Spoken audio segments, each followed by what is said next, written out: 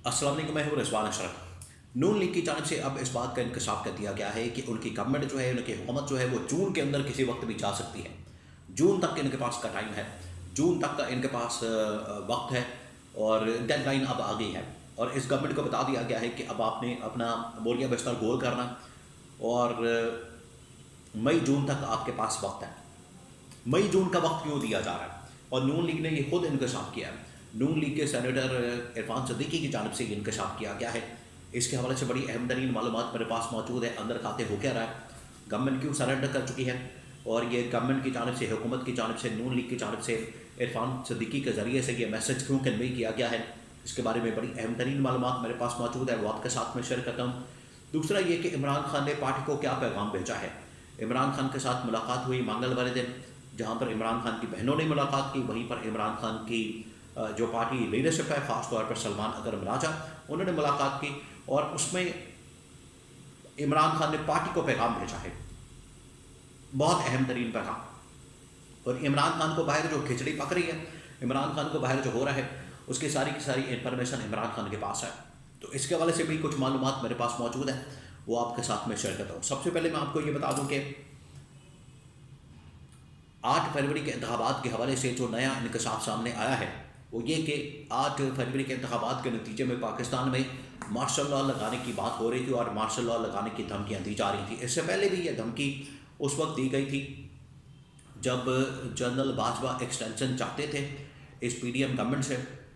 जब इमरान खान की हुकूमत को निकाल दिया गया, इमरान खान की हुकूमत को घर भेज दिया गया और ये जनरल बाजवा अपनी एक्सटेंशन की खातर सब कुछ कर रहे थे। जनरल बाजवा को फिर भी यकीन नहीं था कि मुझे एक्सटेंशन मिलेगी या नहीं मिलेगी, तो उन्होंने फिर धमकी दी थी कि अगर मुझे एक्सटेंशन ना मिली तो फिर मैं मुल्क के अंदर मार्शल लॉ लगा दूंगा। अब ये एक लगता है कि नॉर्मल रूटीन बन चुकी है, या एक्सटेंशन लेना या अपने फ़ायदे की बात करना, अपने मफाद की बात करना।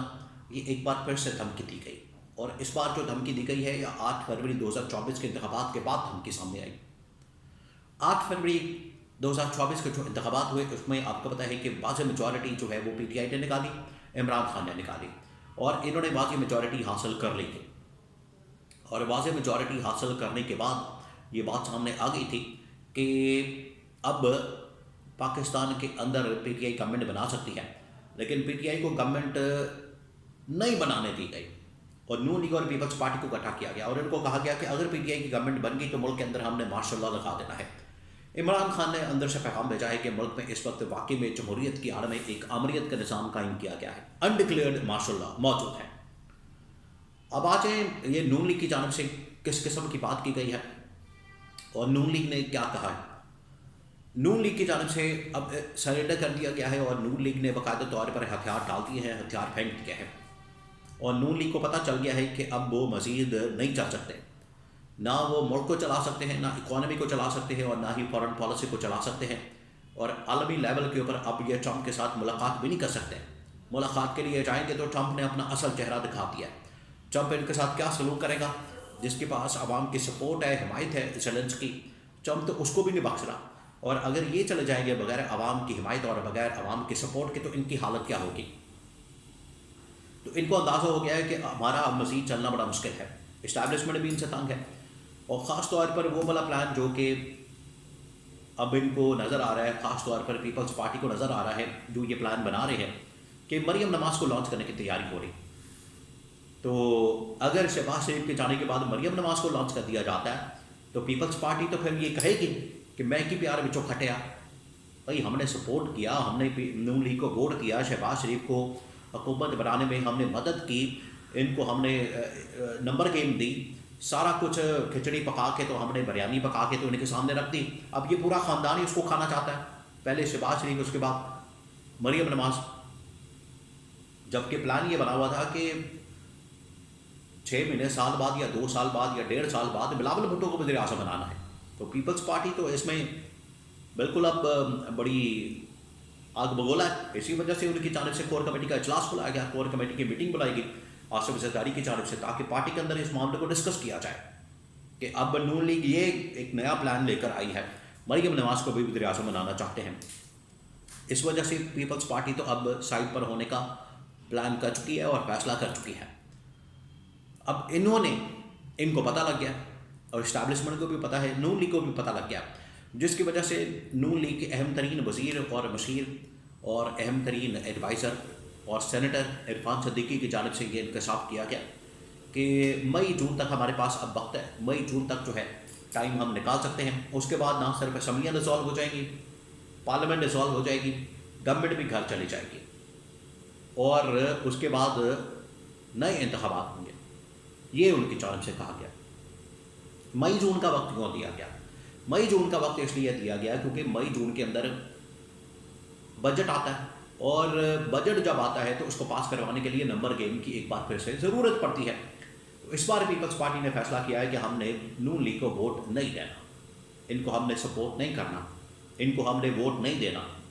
तो जब नंबर गेम भी पूरा नहीं होगा और ये बजट के मतलब ख़ास तौर पर ये बात है कि अगर बजट हुकूमत पास ना करवा सके तो गवर्नमेंट फारग हो जाती है। इसलिए बजट के मौके पर नंबर गेम का पूरा होना बड़ा ज़रूरी है।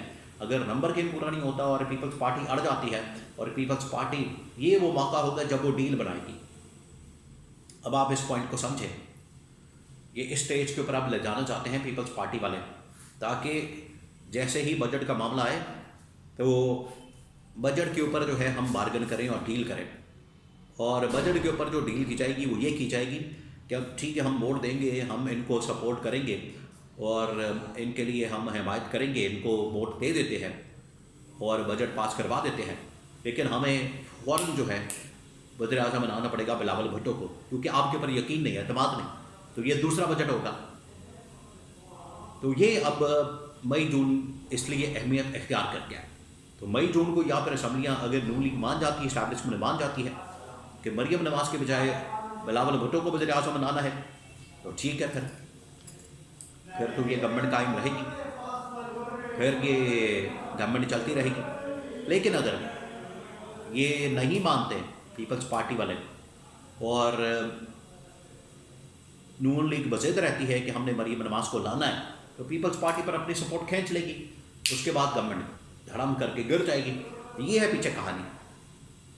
इस वजह से इरफान सदीकी ने ये इंकशाफ किया, ये बात की है कि हमारे पास मई जून तक का वक्त है और मई जून के बाद जो है हमारी छुट्टी हो जाएगी। मई जून के बाद हमें घर भेज दिया जाएगा। मई जून के बाद घर भेजने की बात कहाँ होनी है, बल्कि पार्लियामेंट और असम्बली ही डिसॉल्व कर दी जाएगी। तो नंबर गेम भी पूरा नहीं होगा तो ऑटोमेटिकली गवर्नमेंट फारग हो जाएगी और फिर उसके बाद जब नंबर गेम शो करेंगे पीटीआई वाले तो उनके पास गवर्नमेंट आ सकती है। लेकिन पीटीआई इस तरह की गवर्नमेंट नहीं बनाएगी इत्तेहादियों के साथ। इमरान खान ने वाज़ेह तौर पर पार्टी को इंस्ट्रक्शन ये भी दे दी है कि आपने इंतखाबात की भी तैयारी करनी है। ये इसी कॉन्टेक्स्ट में इस चीज़ को मद्देनज़र रखते हुए यहाँ से आप अंदाज़ा कर सकते हैं कि इमरान खान के पास पल पल की इन्फॉर्मेशन और ख़बर मौजूद है कि जैसे ही कि इंतखाबात का ऐलान हो उसके बाद हम पहले ही पार्टी के इंतखाबात की तैयारी करके रखें, मुल्क के अंदर इंतखाबात की तैयारी करके रखें। जैसे ही ये ऐलान हो तो फ़ौरन हम इंतखाबात के अंदर चले जाएँ।